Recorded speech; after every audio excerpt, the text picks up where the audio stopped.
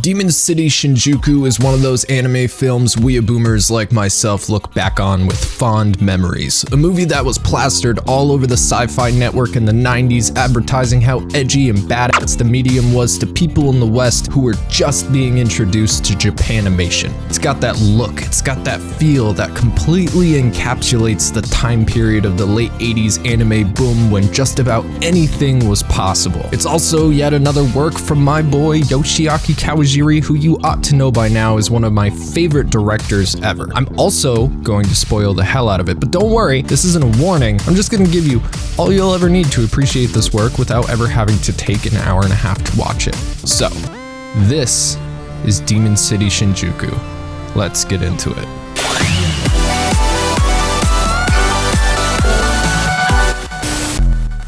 All right, real quick. Just a major shout out to our patrons who fund this channel, watch these movies with us, and who last week gave up some of their benefits for our charity effort. If you haven't yet, go check out our video on Afro Samurai. All ad revenue is being donated. And if you have the means and want to join the community, we welcome you with open arms. On with the show.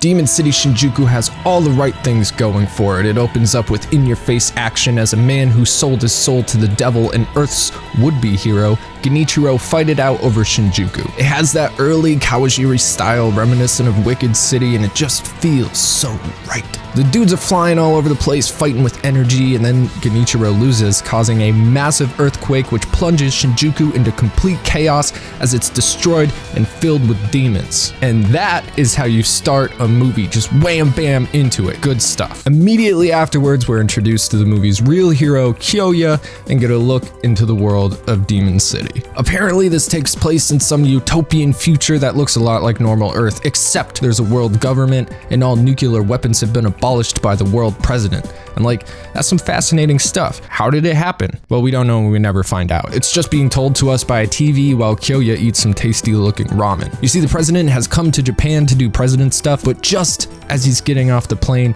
Miss Universe brings him a bouquet of flowers, but it's a trap, and the flowers are really just light bondage. Meanwhile, Kyoya had foreseen this somehow back at the ramen shop. It turns out that Kyoya isn't some normal kid, he's actually Genichiro's son, who thinks his dad went out for some smokes and never came back. He spends his day hounding ladies and teaching Kenpo to kids. Oh, also he's got some kind of Jedi powers or something. Like Twilight Suzuka from Outlaw Star, he uses a bokken, a wooden practice sword, for a weapon, but it can cut things, like old beer cans, which he can also levitate. It's not totally explained, but you know it's cool. Then this Yoda-esque motherfucker shows up with some exposition, which honestly is kind of refreshing. We've been watching a lot of anime movies lately, and I gotta be honest, the Japanese don't always like to tell you what's going on, and sometimes they never do. Through the whole movie, you just have no clue what's going on, and you just gotta deal with it. But if you're into that, I recommend Mind Game or Paprika. Maybe we'll cover those someday. Anyway, it turns out the evil guy who killed Kyoya's dad, Rebbe Ra, is basically planning to send the world to hell.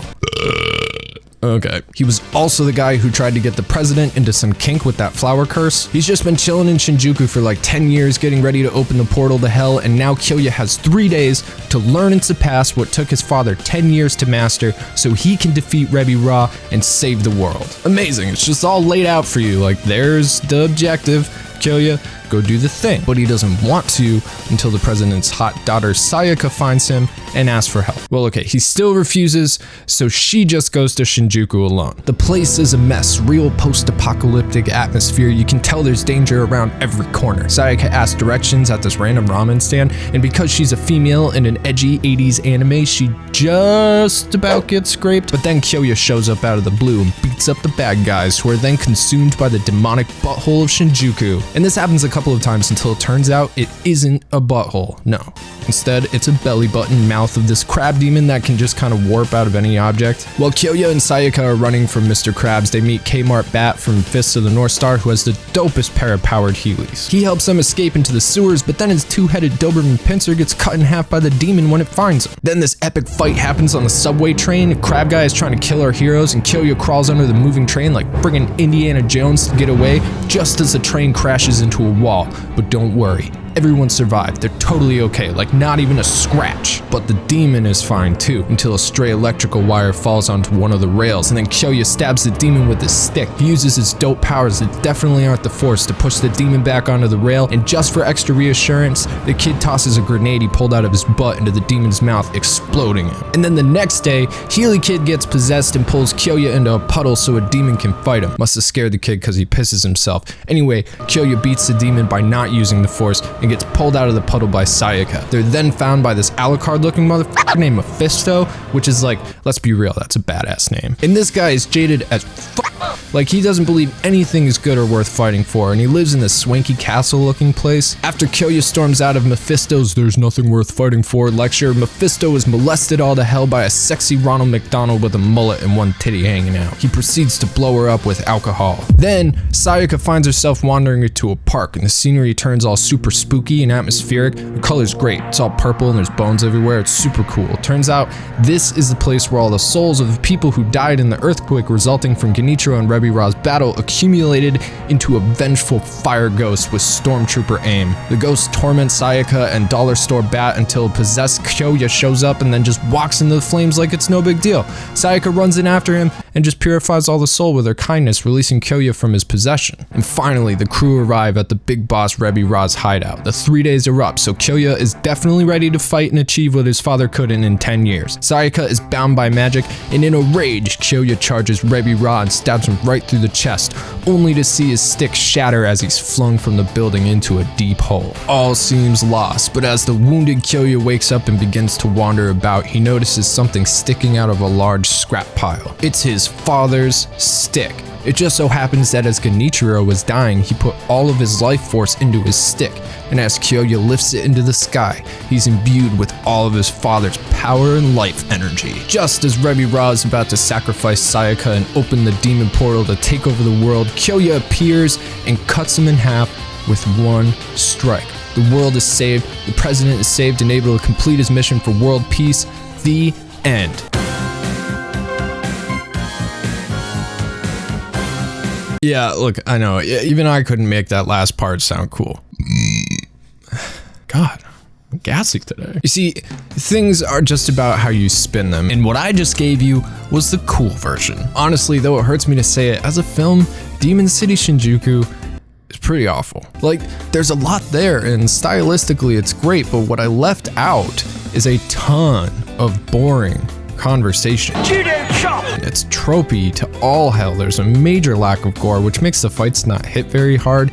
It's just one of those things that exist that make you think, holy crap, a group of people sat down, read the script, and were like, yeah, this is good. What's weird about it is that I didn't lie in the beginning. I always look back at this movie with fondness, and it really does have that perfect aesthetic. But my mind had totally blanked on the ending, or really the entire pointlessness of the film. Like, Sayaka is an awful character. I mean, Kyoya isn't too great either, but at least he has a glowy stick. But Sayaka, she has no personality. She's literally just a damsel in distress stumbling blindly into each disaster the pair end up in. It feels like at some point the producer just ran out of money and he was like, guys, we need to end this.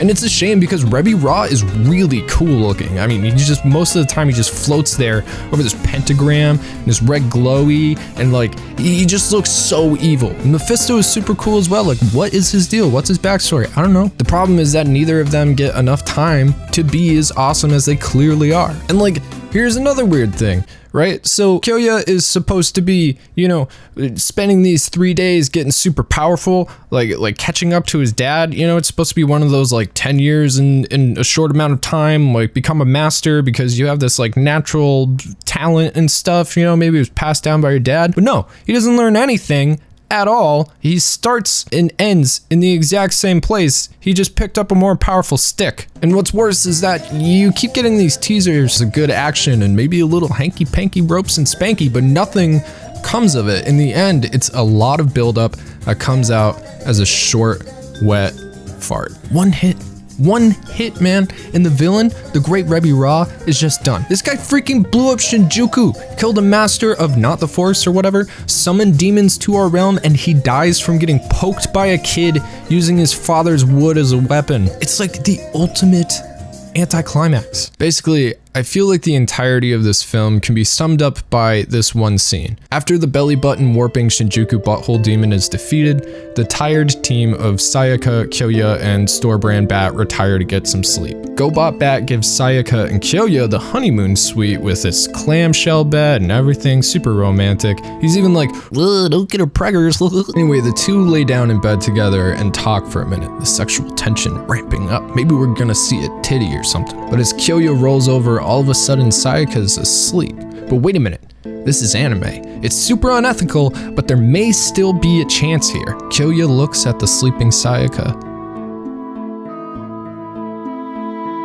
and gets off the bed and sleeps on the floor. This movie is blue balls, man. Hello, everybody. Look, I just wanted to say before people get mad, obviously this is a opinion-based video. This is just how I felt after rewatching Demon City Shinjuku. Obviously, if this is your favorite movie, no offense or anything like that. And honestly, me and Tyler and the patrons had a lot of fun watching it. It was just like, I was expecting this movie that I remembered from when I was a kid, and what I got was, I mean, what I showed you. A quick note before we get down to business.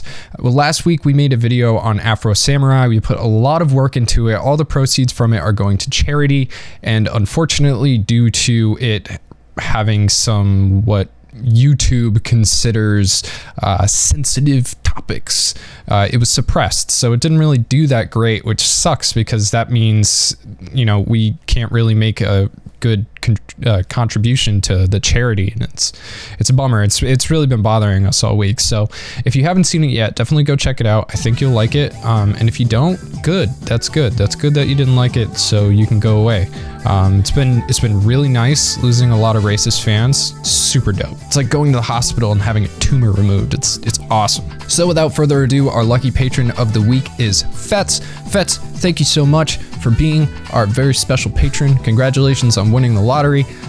You are the best. And our Super Saiyan God of the week is Neonosis. My dude, thank you so much. Like, we are so close to Patreon covering rent for Tyler and I. Like that is such a big deal, especially in times like this where YouTube, like, we're just not making money on YouTube anymore. So it's, in order for us to continue to pump these videos out week by week, we really, really need the support that we're getting, and it's incredible that it's coming. So thank you guys so much, and if any of the rest of you that are left right now are interested in joining our Patreon, we put out content every week, and we have a really awesome community that was willing to give up some of their benefits last week in order to allow us to make a video for charity. And not only did none of our patrons disagree with what we did, none of them left.